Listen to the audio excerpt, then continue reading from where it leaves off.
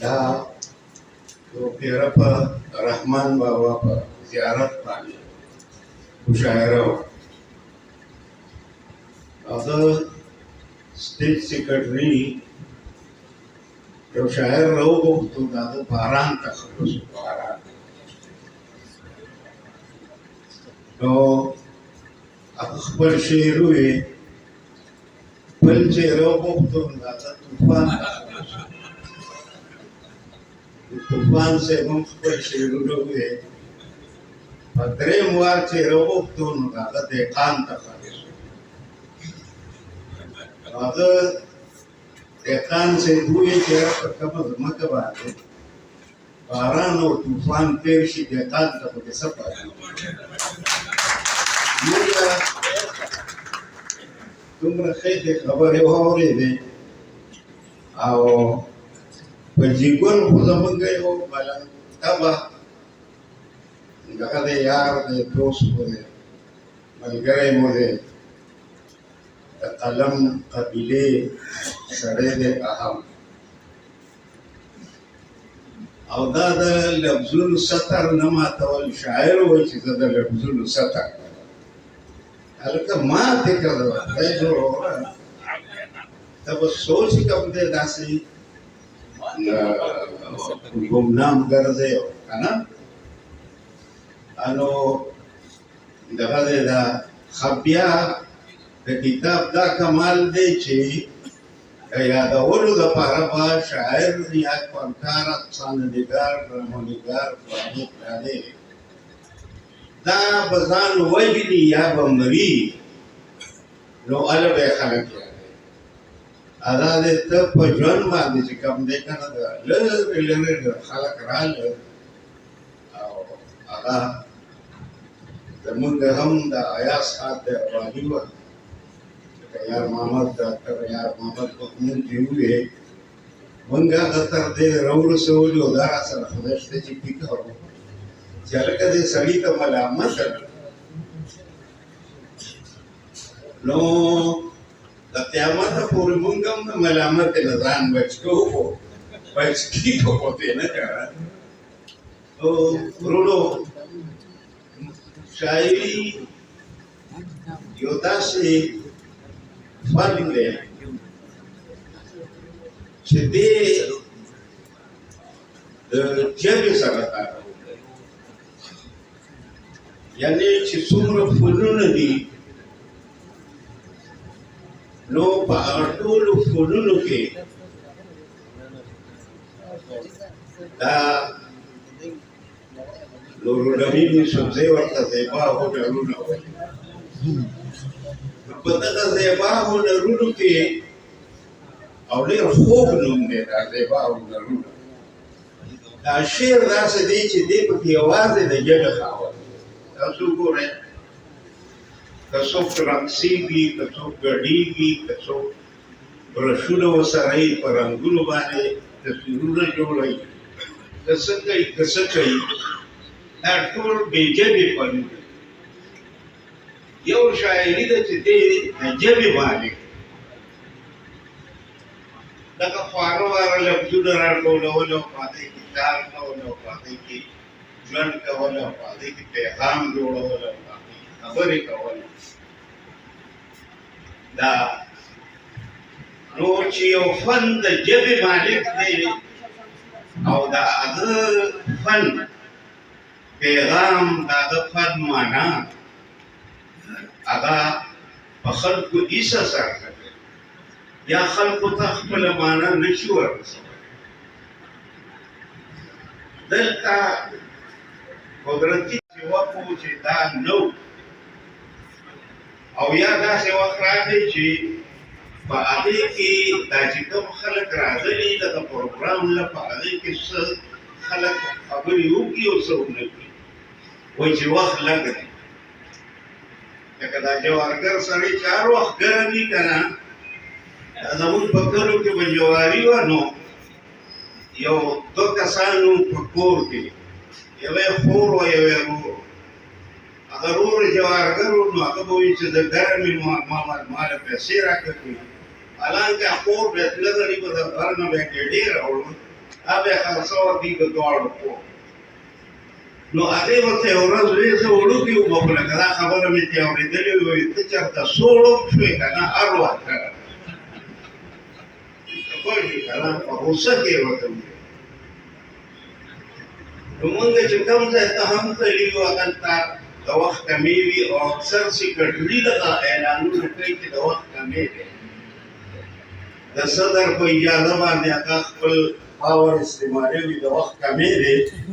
او هغه چې کومې خبرې کوي که دا راغونډې کې دا ځان له د 15 کسانو وي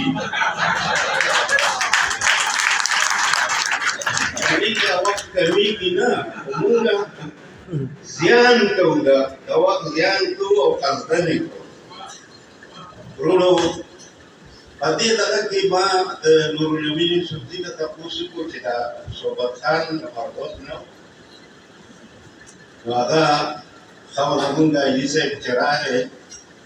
هغه یې ذکر وکړو د صحبت خان زما سره هم ډېرې کیسې دي په دې حواله چې دغه چې کوم و زمونږ دغه یو سندرغاړی خانداده کا هغه چې بوډا شو نو هغه په مردان کې اوسېده چې بوډا شو نو د هغه سره به د خبرو بیا وکړو نو ماله به راته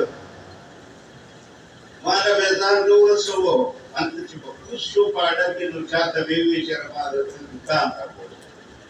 نو په هغه به یې لاس اچولی و راوستو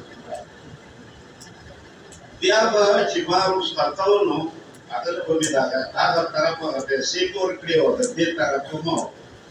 نو ما ته به پیسې کولې نو د صحبت خان کاکا پیسې راته کړې ده خو پیسه درته کومه نه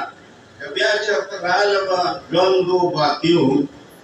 او ثوابه ته راغلو هغه پیسه به هم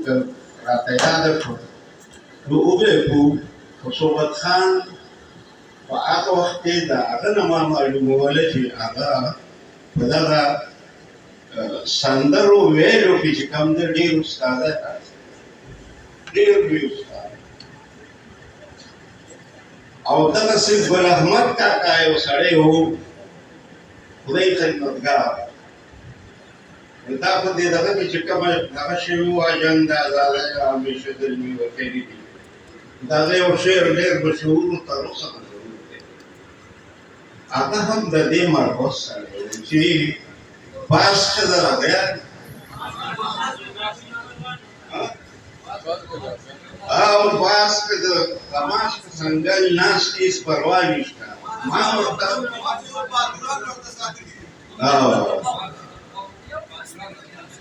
ما د زړه په باتوران ورطا نو دا د بودو مدو پورې چې کوم دی دا شعر مشهور و دا د دې مربوط سره لوی سړی ځکه چې دا ازادۍ په جنګ کې شامل شوی دی او ازادي یې ګټلې وه د فرنګیانو نو دا هم د دې مرکز سره بیا د ثوابې زه په خپله دې وړوکي لږه زندګۍ کې په دې شکر کې ډېر کار دی کړی دا د پښتنو د هر علاقې کلچر مې لیدلی دی خلک مې لیدلی دی تاسو یقین وکړئ چې په دې ټولو پښتنو د ثوابې د پښتنو یو خپل رنګ دی یو خپل نظام دی او دومره ډېر خواږه دي پکې دومره ډېر خواږه چې تا ته به دلته پته ولګي چې د پښتنو دود دستور هغه کې څومره خواږه دي او دا څومره ښاغلي خلک ډېر درانه او ډېر خواږه خلک د روجري جومات سره او د عزیز ولی سره د خان ولی سره چې ته هېڅ دغه چې کوم دی که نه پکې چې ګرځې لاټین په لاس پکې ګرځې که نه یو پکې پیدا نه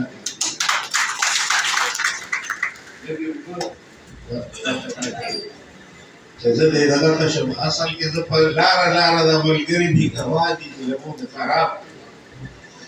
دا پرې وکړې شم که نه نو ستاسو وخت ډېر نه علمه ځکه چې زمونږ یو کس دوه مشران چې کوم دي کنه هغه پاتې دي او دا بوج چې د سړي د سر نه کوز شوی دی دی بېقراره وي ډېر دغه ضریب به هم بېقراره وي خبرې به ډېرې نه کوو زه به درته شعرونه هم کوشش کوم چې د څه غزل نیمڅه هم ضرورت شوه نو بده به وي خو خبره د پجي ګل د کتاب ده او د پجي ګل کتاب او د پجي ګل شاعري لنډه خبره او اوږده خبره دا ده چې پجي ګل چې څنګه خوږ سړی دی د خوږې علاقې او د خوږ کلي سره تعلق لري د پښتو پښتونولۍ نه ډک دی د یارۍ دوستۍ په قدر پوهېږي نو دغسې خوند او دغسې رنګ او دغسې معنوي لویي معنوي عظمت هغه په شاعرۍ کې هم موجود دی رښتیا خبره مونږه د نورالامین صاحب د اپیل په وجه او ستاسو د پولیس په وجه د دې ځای د ځینې کسانو د خبرو نه محروم خو دا به کله کله پرېږدو یو بل په خیر دی ځکه چې مېلمانه چې د بل ځای نه راشي نو د ځان سره یې که څه خبره راوړي چې هغه زموږ سره شریکه کړي ځکه چې بیا به کله دغسې پروګرام جوړېږي دا به راغونډېږي څه به کېږي څه به کېږي نو د پجي ګل شاعري او د پجي ګل کتاب دلته زموږ یو مشر د دې کتاب دپاره چې کوم دی څه پیسو اعلان هم وکړو دا اوس د کار خبرې دي دا خبره ډېره ضروري ګڼم په یو ځای کې یوه جلسه وه نو زه دلته ناست یم باچا خان دلته ناست دی زما نه دې خوا بېزنجو صاحب ناست دی بېزنجو نه خوا ولي خان ناست دی نور مشران ناست دی باچا خان مخې ته ځان ته کتابونه ایښي پمفلېټ یې لیکلی و په څه مسله باندې نو بېزنجو صاحب ورته لاس داسې پسې راوغځاوه کتابچه یې راواغسته نو هغه ورله لاس ونیو وی د دې څلور انې قیمت نو هغه موسکی شه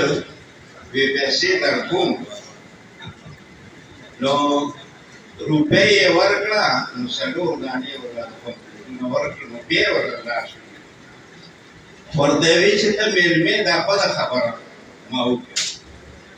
چې ستا لاس مې ونیو او دا مې درته وویل خو دا خلک زموږ دا خلک د کتاب اخیستو سره بلد نه دي نو دا به هم زه ورته بلدم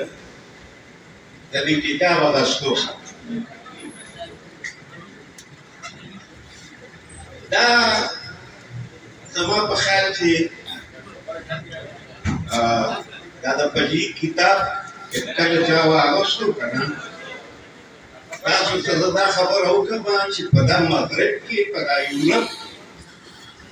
یو شاعر چې شهرت ولري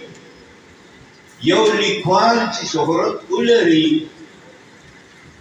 هغه په هره د لیک په هره سن کې چې هغه شهرت ولري هغه چې یو کتاب چاپ کړي نو خبره یې څومره چاپ کوي څو زره چاپ کوي څو زره او په یو څو ورځې کې هغه څو زره کتابونه ختم شي او زما په خیال چې هغه لیکوال ته د ټول ژوند لپاره ضرورت نه وي چې هغه دې نور د دې لپاره وکړي چې د بل کتاب څنګه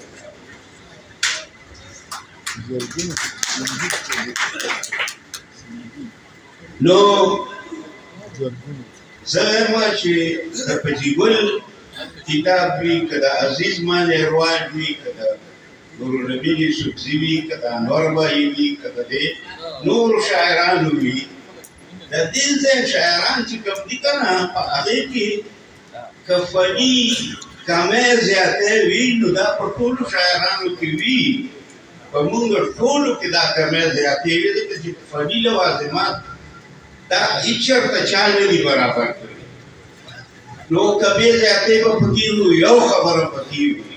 چې په دغه خلکو کې چې کوم خلوص د شعر سره کومه مینه ده او هغه خلوص د شعر معنو له راوړی دی. زما په خیال دا ډېر لوی شی دی. که د هغه حوصله افزایي کېږي او په دې وخت کې خپله ځواني چې کومه ده د دې دپاره دغه کړې ده تباه کړې ده، په دې وخت کې به د هغه څه حوصله افزایي وشي. خو که څوک دا کتاب وایي دا د ټولو پښتنو کتاب دی، دا د پنجیبه لوست نه دی، هغه خو چاپ کړی دی. ته ورسره څه کوې، ته ورسره څه کوې، دا ځان له لوی سړو لرې شو چې د 5,000 قیمت نه لري نه یې وي. غریب هم دا خلک په هغه معنو کې نه دی. ته پوه شوې که نه؟ او دا د دې کتاب مخکتنه ده او دا پلانې دې پلانې لوبزه د پچیګل خو دغه دی دا حوصله افزایي او د هغه درناوی او د هغه دې ته علاوه ده هم ووایي که دا د هغه په کور کې څوک کول یاسې نه داسې د کوره پوره ورسره څوک برګري کوي چې چېرته والو چې بل واده نه دی ته پوه شوې که نه؟ ځکه چې په دې بیا څوک پوهېږي یا نه چې دا هغه واده نه دی، دا ځان له واده دی. نو زه بخښنه غواړم دا ډېرې وکړه، زه د خپل زړه په درزا کې خطا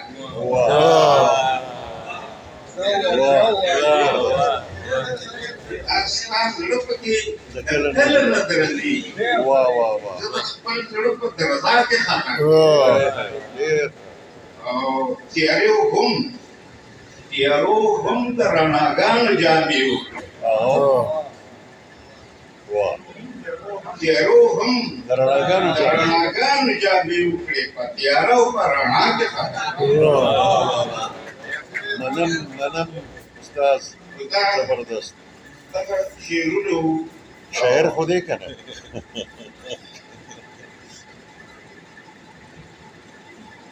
دا ما وی چې ورک به مې کړم، ورک دې کړم که نه دې کړم.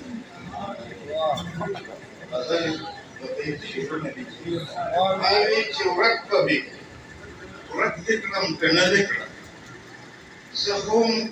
زه خو هم ستا په زړه کې ستا سره وم، څه دې کړم. ما وی چې ورک به مې کړم، ورک دې کړم که نه دې کړم. زه خو هم ستا په زړه کې ستا سره وم، څه دې کړم. او مینه دې رانه کړه، د مینې مبلغ دې کړه. مینه دې رانه کړه، د مینې مبلغ دې کړه. د ځواني مرګې درد د سړي سرچینه دې کړه. او په ما کې هر چا لیکل خپل مخونه خپل دردونه، په ما کې هر چا لیکل خپل مخونه خپل دردونه، چې پکې هېڅ نه ښکاري هغه آینه ده، چې پکې هېڅ نه ښکاري هغه آینه ده. په ما کې هر چا لیدل خپل مخونه خپل دردونه، چې پکې هېڅ نه ښکاري هغه آینه ده.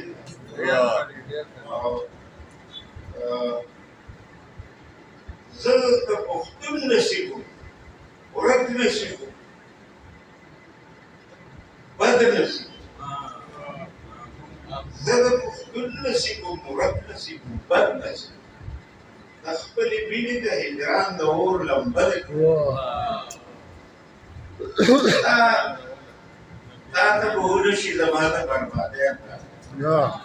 تا ته به ونه شي زما د بربادۍ اندازه. د څومره ډېرو ارمانونو هدیره دې ستا مختصر محبت ډېر رامختصر دی، ستا مختصر محبت ډېر رامختصر دی. دا ستا د د سو زرو کتابو خلاصه ده او زه ته ورته هم نشم څوک ورته راتلی هم نشي زه ته ورته هم نشم څوک ورته راتلی هم نشي د لیونو د اوازونو جزیره ده زه ته ورته هم نشم څوک ورته راتلی هم څوک نشي ورته راتلی هم نشي د لیونو د د اواز لیونو د اوازونو جزیره ده او دا لکه نه وه چې دې وینې کړې په تن باندې دا لکه نه وه چې دې وینې کړې په تن باندې